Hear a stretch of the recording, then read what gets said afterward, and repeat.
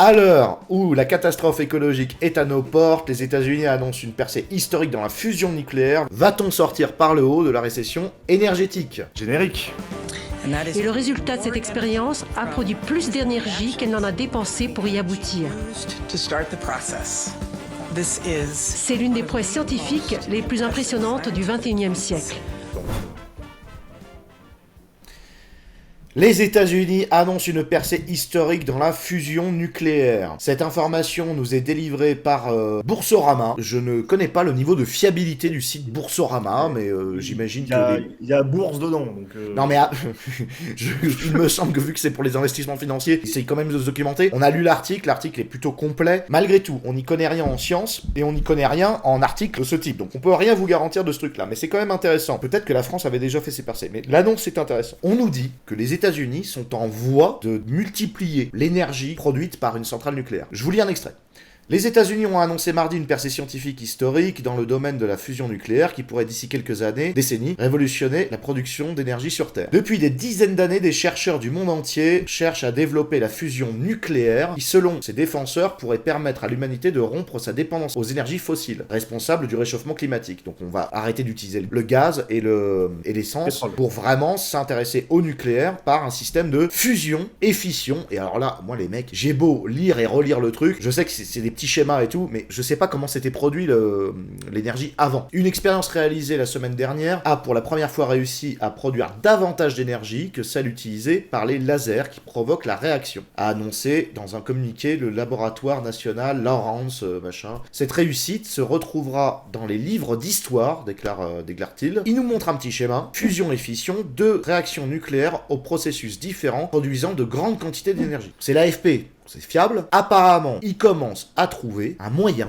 d'exciter les petits atomes pour produire plus avec moins de déchets. Cependant, rendre cette solution viable à l'échelle industrielle et commerciale prendra encore des décennies. Mais moins de 5 décennies, moins de 50 ans. Et ce qu'ils indiquent, c'est qu'on n'aurait pas le temps par rapport à l'urgence énergétique. Donc ils sont encore enclenchés sur l'urgence énergétique. Personnellement, je pense que, admettons que tout le monde soit dans le noir et qu'on soit en récession énergétique, de toute façon, il y aura encore des scientifiques pour aller chercher de l'énergie.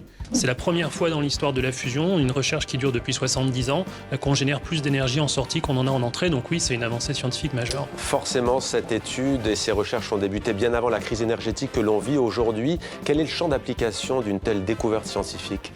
Alors la fusion a vocation à être une source d'énergie bas carbone, source d'électricité bas carbone, qui ne génère pas de déchets à vie longue, ça a été mentionné, qui n'a pas de risque d'emballement, donc l'idée c'est de produire de l'électricité en masse.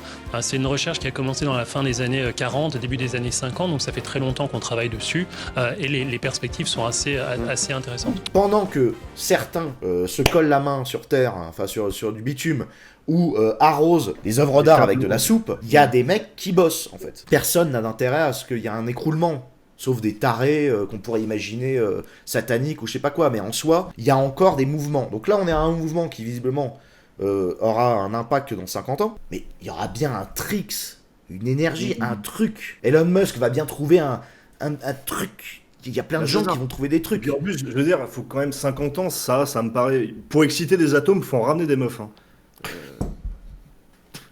Fait des petites branlettes aux atomes.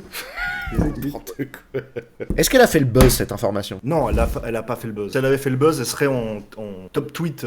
Toujours l'information la plus catastrophique qui est relayée, mais l'information la plus positive, je suis sûr que les scientifiques, en fait, eux, ils ont plein d'infos positives. Ils savent même plus quoi en faire, quelle ligne suivre. Il doit y avoir même des avancées sur la manière de recycler les déchets nucléaires. Attends, j'ai vu un truc, ça pourrait faire une autre news, mais là on va faire un tunnel avec cette news-là. Tu sais, les vaccins ARN messagers. Et apparemment, serait en voie de découvrir un vaccin contre certains types de cancers grâce à la technologie de l'ARN messager. D'accord. C'est vrai que des bonnes nouvelles, il y en a tout le temps. Il y en a autant que des mauvaises nouvelles, semble-t-il. On va passer à la note, puisque de toute façon, on n'a pas grand-chose à dire. Pierre, qu'est-ce que tu penses de cette petite information ? C'est une information qui est derrière les autres en termes médiatiques, mais par contre, c'est un gros 18 sur 20. C'est ça, moi j'allais mettre 16. Sur le plan putaclic, c'est énorme. Les États-Unis annoncent une percée historique dans la fusion nucléaire, c'est bien présenté. Fiabilité de la source, ça semble être fiable. Bon, moi je suis pas allé vérifier, mais ça semble franchement être fiable. Après, ça peut être aussi des fausses annonces, ça m'étonnerait. Ça donne envie de s'intéresser, ça donne envie de comprendre, et ça donne un petit peu d'espoir, alors que là, on est apparemment dans un temps de catastrophe C'est ça. apocalyptique, quoi. Donc, Pour une fois, là, je commence à me sentir vieux, j'aimerais être jeune et ne m'intéresser qu'à des informations positives et me foutre dans la science, ce genre de truc. Je crois que je commence à nourrir en moi l'envie de travailler sur la question des déchets nucléaires. Je sais pas pourquoi je t'en parle depuis 2 mois. ouais, tu m'en parles souvent. J'ai envie de consacrer bientôt, dès que j'en ai la possibilité, ma vie à trouver une solution à... Mais tu sais que quand tu montes, parce que là on parle beaucoup, surtout Teddy qui a ce genre d'idée par rapport aux champignons qui pourraient absorber la radioactivité, et moi en fait ce qui me fait rêver c'est que quand tu m'envoies la vidéo, c'est les mecs qui arrivent à tu sais, ils branchent des électrogrammes Oui, sur cool. les plantes et ça fait des sons, et ça c'est un truc de ouf.